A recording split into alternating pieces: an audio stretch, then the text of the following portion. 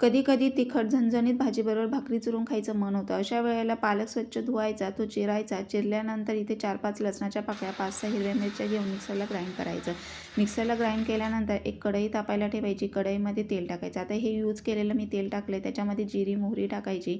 चांगली तडका बसल्यानंतर जे वाटण वाटलेलं होतं हिरव्या मिरची लसणाचं ते चांगलं परतून घ्यायचं. परतल्यानंतर तेलामध्ये चांगलं परतल्यानंतर त्यामध्ये आपण जी पालकची भाजी स्वच्छ धुवून चिरून घेतली होती ती त्याच्यामध्ये चांगली परतून घ्यायची.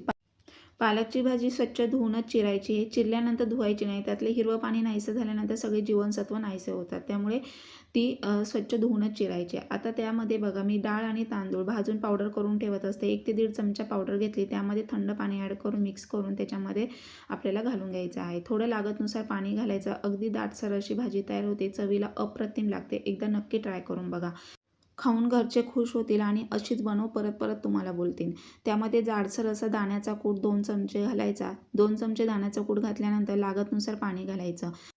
पाणी थोडं बेतानेच घालायचं. पाणी घातल्यानंतर चवीनुसार मीठ टाकायचं. इथे मी खडा मिठाचा वापर केलेला आहे. रस्साभाजीला मोस्टली खडा मिठाचाच वापर करते. चव अप्रतिम लागते. त्यानंतर उकळी आणायची. उकळी आल्यानंतर अशी भाजी तयार होते बघा.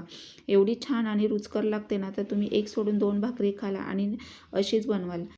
तर बघा भाजी किती छान झाली आहे आणि मस्त गरमागरम ज्वारीच्या भाकरीवर सर्व करायची. व्हिडिओ आवडल्यास जास्तीत जास्त शेअर करा, लाईक करा, सबस्क्राईब करा. थँक्यू.